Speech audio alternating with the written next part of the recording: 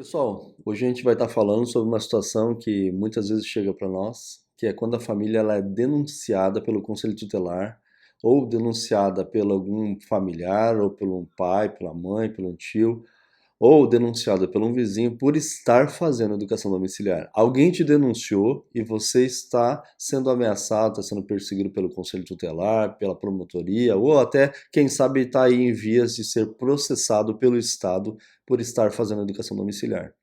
A gente vai avaliar essa questão por duas perspectivas. As perspectivas que eu tenho visto durante esses anos que a gente tem caminhado sobre esse assunto, pela educação dos nossos filhos no lar, educando nossos filhos no lar.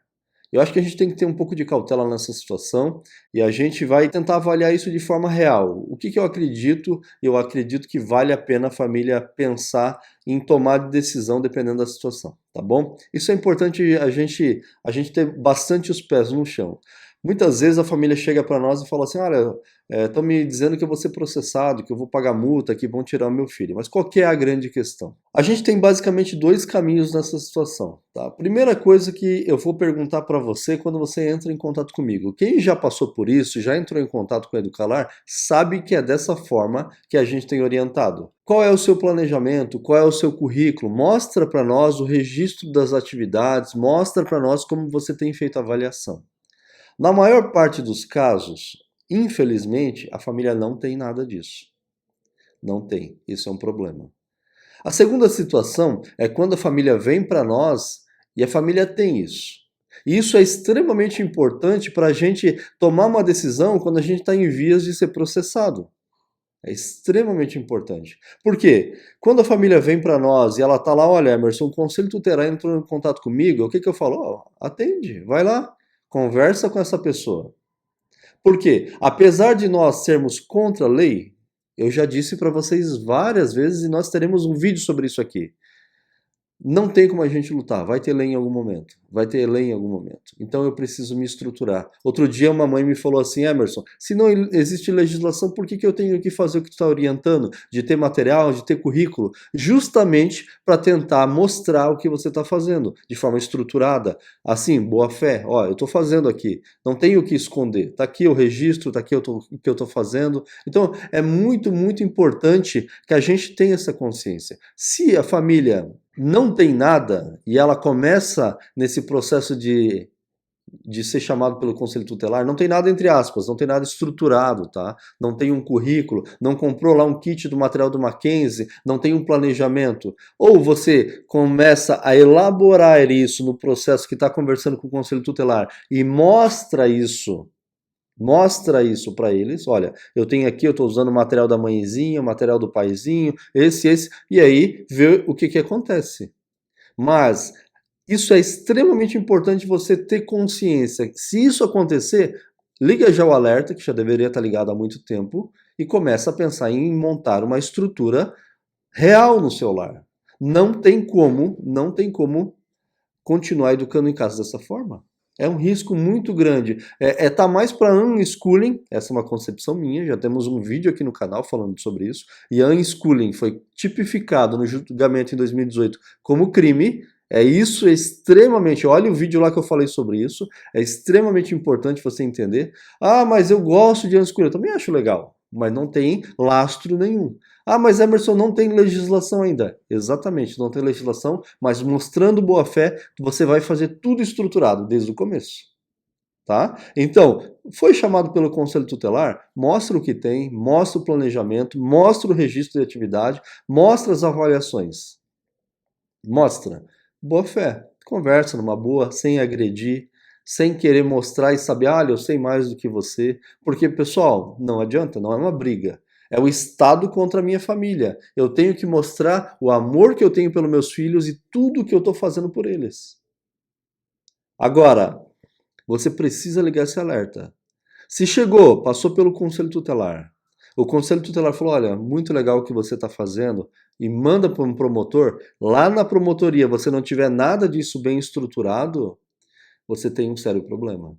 E se chegar do promotor oferecer uma denúncia contra a sua família e abrir um processo, Qual é a minha sugestão dessa família que está desestruturada com relação a material, planejamento, registro, avaliação e afins da educação do filho? Minha sugestão, cumpra a ordem judicial.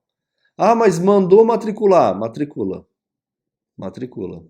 Ou você vai ter problemas. Você vai ter problemas. Eu já vou mostrar para vocês o meu entendimento sobre isso. Mas, Emerson, eu quero lutar. Se você quer lutar, pai, mãe, lute de forma estruturada. Não querendo fazer as coisas à la vontade. Mas eu fiz pedagogia, eu sei, eu conheço a BNCC, eu sou um cristão, eu consigo aqui dizer como que tem que funcionar, eu montei um estatuto do lar, beleza.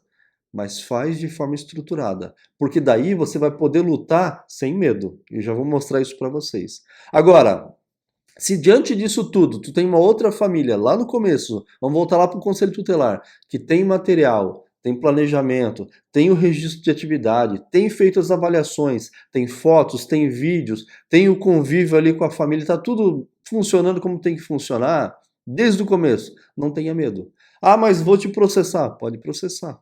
Ah, mas a polícia vai na tua casa. Pode vir a polícia na minha casa. Não tenha medo. Vai dar dor de cabeça? Provavelmente vai dar. Porque a justiça no Brasil é injusta. Isso, tranquilo. Mas você tem feito o que precisa fazer. Eu digo mais, tem feito muito melhor do que a escola no seu lar. Você tem feito muito melhor. A escola com certeza não faria tão bem quanto você tem feito pela sua família. Mas você tem a consciência tranquila, está dormindo ali, bem tranquilo, sabendo, estou fazendo o melhor pela minha família. Isso é importante. Estou fazendo o melhor pelos meus filhos. Eu tenho estrutura, venham visitar o meu lar. Muitas vezes isso não acontece. Mas deixa eu contar para vocês. Todas as famílias que a gente acompanha, que tem esse processo bem estruturado dentro da nossa comunidade, nunca passou de conversar com o promotor. Nunca passou. Foram ameaçadas e tudo que todo mundo passa aí. As famílias que escolhem educar em casa são a minoria. As famílias que são processadas são menos ainda. E mesmo assim, dentro da nossa comunidade, em quase 6 anos, no momento que eu gravo esse vídeo, nunca foram processadas. Tivemos casos que pararam no Conselho Tutelar, tivemos casos que pararam na promotoria, e isso porque a gente ensina a família a mostrar o que tem feito.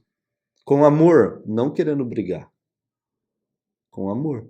Por mais que eu não queira a lei, eu tenho que aprender a lidar com a lei e com as pessoas da lei, com os representantes do Estado.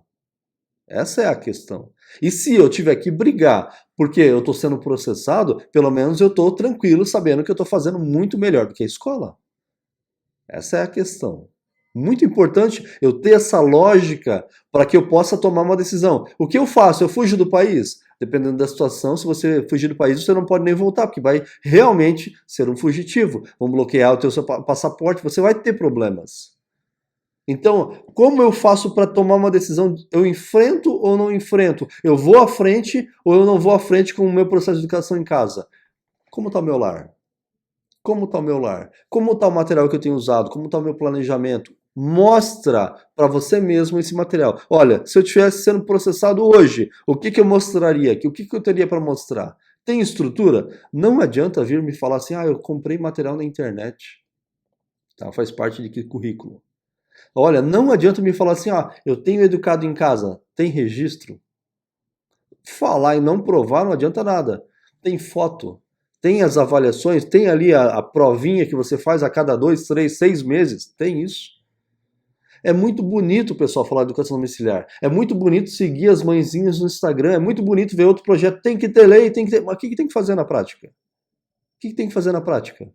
Como você estrutura isso no lar? Esse é o ponto. A gente tem que saber. Mas não tem lei. Exatamente. Por não ter lei e eu saber que eu tenho servido um Deus de ordem, eu vou, de forma ordenada, educar meus filhos em casa.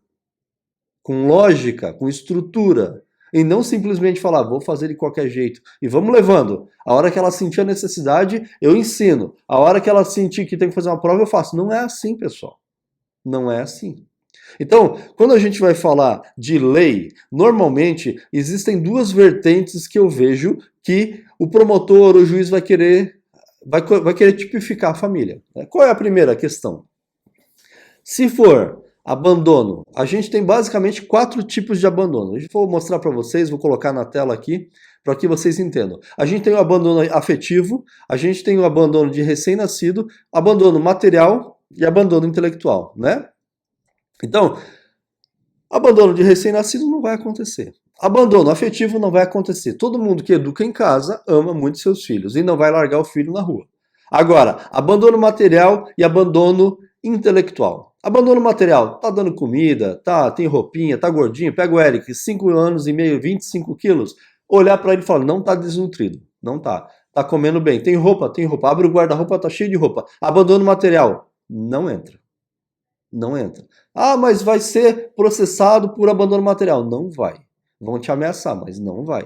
Segundo ponto, abandono intelectual, que é o que todo mundo conhece. Abandono intelectual. E aí entra em toda essa estrutura que eu te falei. Tem isso? Não se preocupa, mãe. Não se preocupa.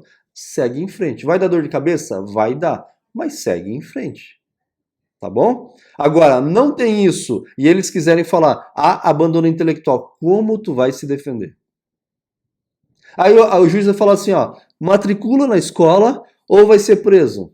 Eu escolheria ser preso. Eu seria preso por ensinar meu filho em casa. Eu viraria capa de jornal. A Educalar ia ser mais conhecida. A gente ia abençoar mais famílias. Por quê? Fui preso por educar o meu filho em casa.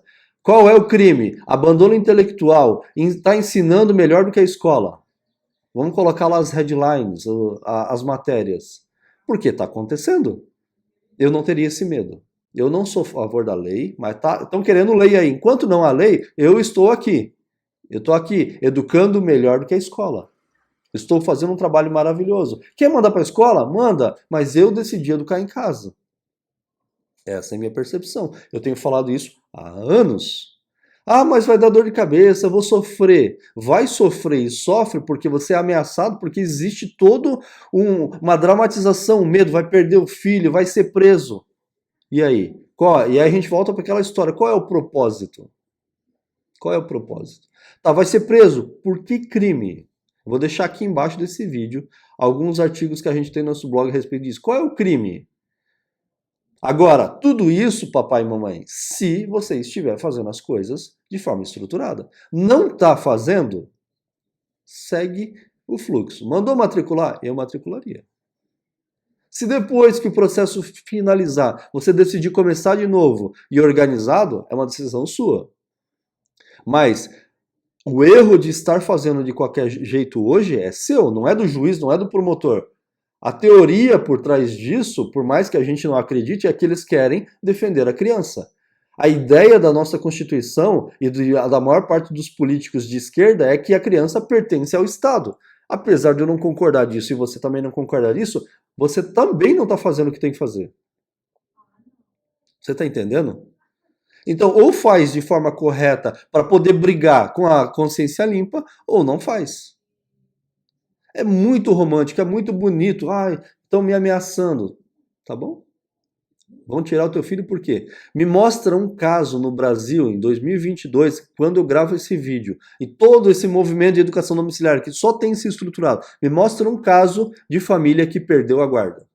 Sim, nós temos casos de famílias que foram ameaçadas, que saíram do país, que viraram capa de jornal. Temos um monte de casos assim, e esse monte ainda é pouco, mas tem lá as famílias.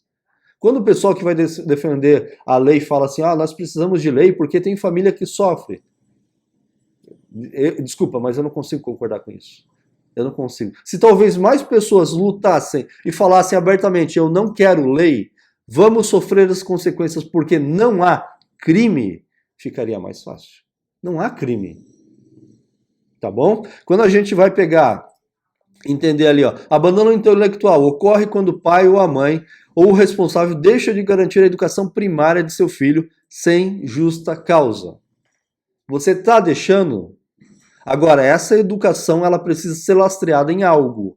E esse algo é uma estrutura. Não é assim, comprei material da mãezinha, da paizinha e agora estou educando casa. Não é assim. Ou faz estruturado ou corre o risco de ter problema. Porque pode chegar o promotor, tá fazendo aqui, né? Comprou material na internet, comprei aqui, lindo.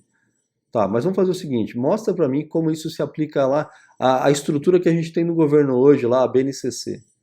Olha, você é uma família cristã? Ah, é? Então tá bom.